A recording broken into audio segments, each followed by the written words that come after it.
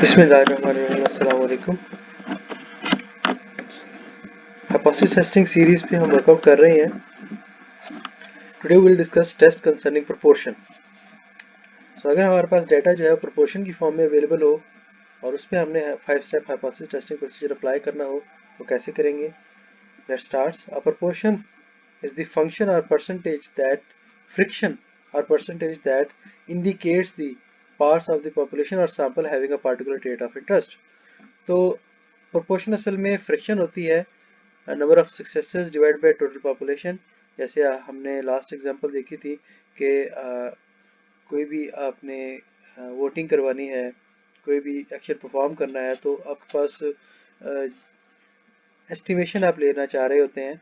तो एक्स और एन का फार्मूला हम अप्लाई करते हैं प्रोपोर्शन फाइंड आउट करने के लिए कि कितने लोगों ने हाँ का अंदर आंसर किया और आउट ऑफ टोटल, तो वो प्रोपोर्शन बन जाएगी हाँ कहने वालों की।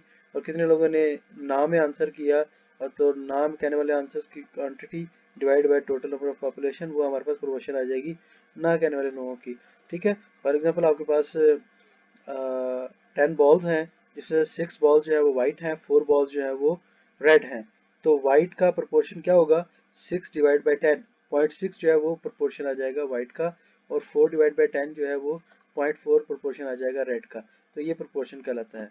अगर आपके पास प्रोपोर्शन आपने यूज करना है तो टेस्ट स्टैटिस्टिक्स हमारे पास आ जाता है जी टेस्ट, और जी टेस्ट में हमारे पास जो फार्मूला यूज होता है that is P minus pi divide by pi into 1 minus pi over N. P जो है वो सैंपल प्रोपोर्शन होता है और पाई जो है वो पॉपुलेशन प्रोपोर्शन होता है। ठीक है, और एन जो है वो सैंपल साइज है। तो हम एक एग्जांपल के थ्रू जो है वो इसे सॉल्व करने की कोशिश करते हैं। उससे पहले हमें अजम्पशंस को देखना बहुत ज़्यादा ज़रूरी है। Assumptions in testing population proportion using this distribution. तो कुछ ये जो अजम्पशंस है, ये सारे अजम्पशंस हमने चेक की थी जब हमने प्रोपोर्शन पे कॉन्फिडेंस इंटरवल फाइंड आउट किया था। ठीक है, हम इसको दोबारा से देख लेते हैं। Random sample is chosen from the population first proportion, के जो सैंपल है वो उसी पॉपुलेशन का हो जिसके ऊपर आप प्रोपोर्शन अप्लाई कर रहे हैं। It is assumed that the binomial assumptions जो हमने चैप्टर 6 में डिस्कस की थी वो फुलफिल हो रही हैं। बायनॉमियल अजम्पशंस कौन कौन सी हैं। The sample data collected are result of the counts. जैसे हमने अभी बॉल्स की बात की कि 6 जो है वो वाइट है और 4 जो है वो रेड है। The outcomes of an experiment is classified into two mutually exclusive categories, successes और फेलियर्स। एक बॉल जो रेड है वो रेड ही है, जो वाइट है वो वाइट है। ठीक है, आप ऐसे नहीं कह सकते एक बॉल जो है वाइट भी और रेड भी है, ऐसा नहीं हो सकता। म्यूचुअली एक्सक्लूसिव होना जरूरी है। एक आइटम एक ही कैटेगरी में आएगा और जिसकी आप फाइंड आउट कर रहे होंगे प्रोपोर्शन, उसे सक्सेसेस कहा जाएगा। फॉर एग्जांपल आप वाइट की प्रोपोर्शन फाइंड आउट कर रहे हैं तो वाइट जो है वो सक्सेसेस हैं और रेड जो है वो फेलियर हैं। ठीक है, so the probability of a success is same for each trial. हर मर्तबा वाइट बॉल की प्रोबेबिलिटी जो है वो सेम रहेगी। And the trials are independent as well, उसमें कोई डिपेंडेंसी नहीं है। So the test we will conduct shortly appropriate. एक कंडीशन जो हमने पहले डिस्कस की थी कि n pi and n into 1 minus pi should be at least 5। ठीक है, ये कंडीशन होना मीट होना जरूरी है। अगर वो 5 से बिलो हो जाएगी तो फिर आपके टेस्ट कंडक्ट करने का कोई फायदा नहीं है, आपके रिजल्ट्स ठीक नहीं आएंगे। So when the above conditions are met, the normal distributions can be used and approximation to the binomial distribution.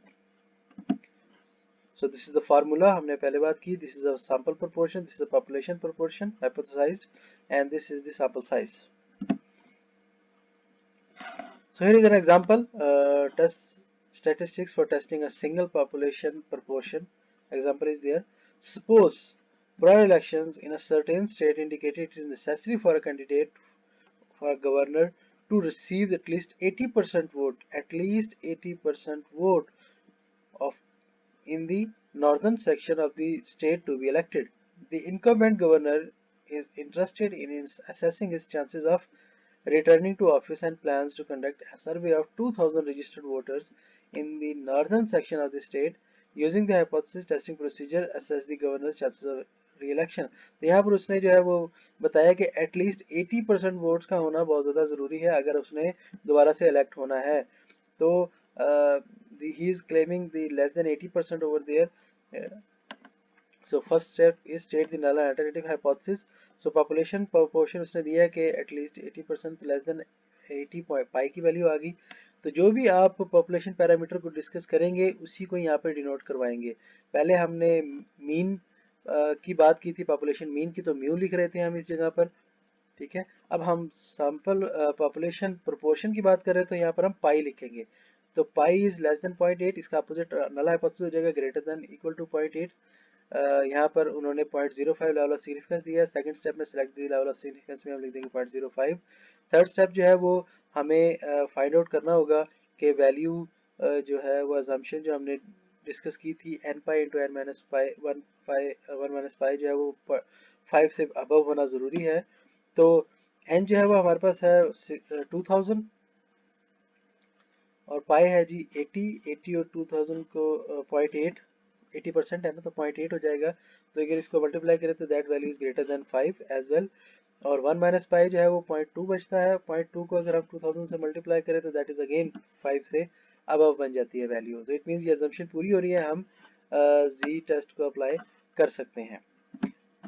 Fourth step होता है हमारा formulate the decision rule. Decision rule के लिए जब भी हम फाइंड आउट करते हैं क्रिटिकल वैल्यू तो हम क्या करते हैं 0.5 के अंदर से लेवल ऑफ सिग्निफिकेंस को माइनस कर देते हैं। हमारा लेवल ऑफ सिग्निफिकेंस 0.05 गिवन है, तो 0.5 के अंदर से हमने 0.05 को माइनस किया।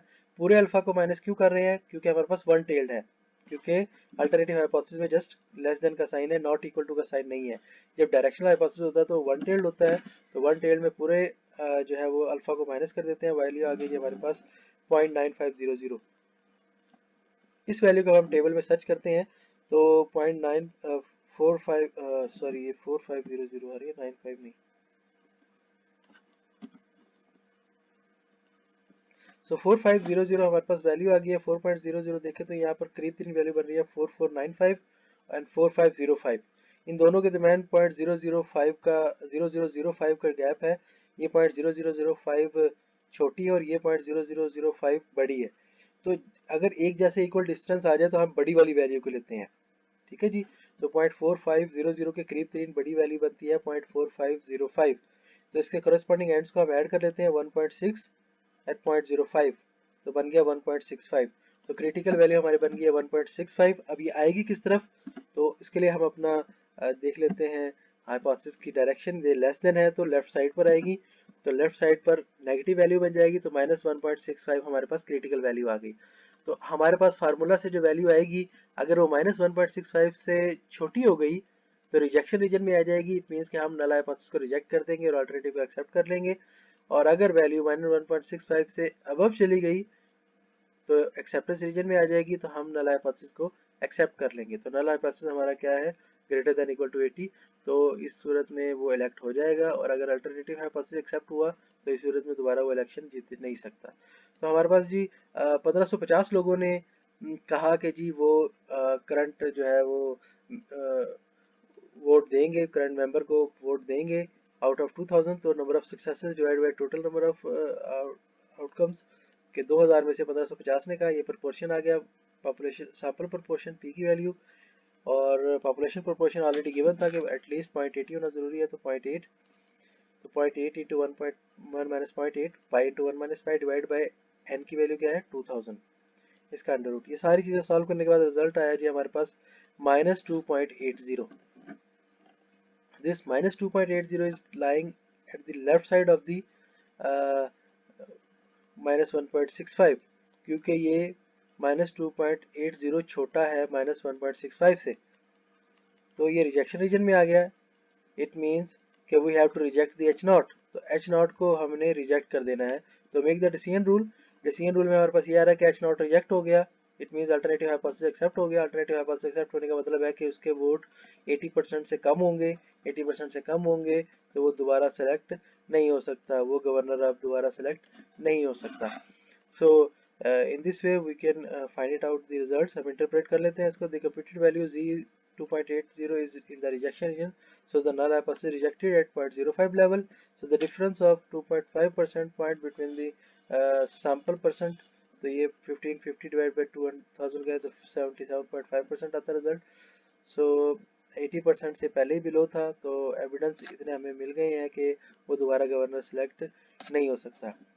ठीक है, अब हम इसको रीचेक करने के लिए पी वैल्यू कैलकुलेट कर लेते हैं। तो करंट हमारे रिजल्ट क्या निकलेंगे, नल हाइपोथेसिस रिजेक्ट हो गया है, तो पी वैल्यू मतलब 0.05 से कम होगी, लेवल ऑफ सिग्निफिकेंस से कम होनी चाहिए। तो हम चेक कर लेते हैं जी। पी वैल्यू कैलकुलेट करने के लिए हमें क्या करना होता है, पे 0.5 के अंदर से वो वैल्यू माइनस करनी होती है जो कि कैलकुलेटेड फार्मूला की वैल्यू पे आती है।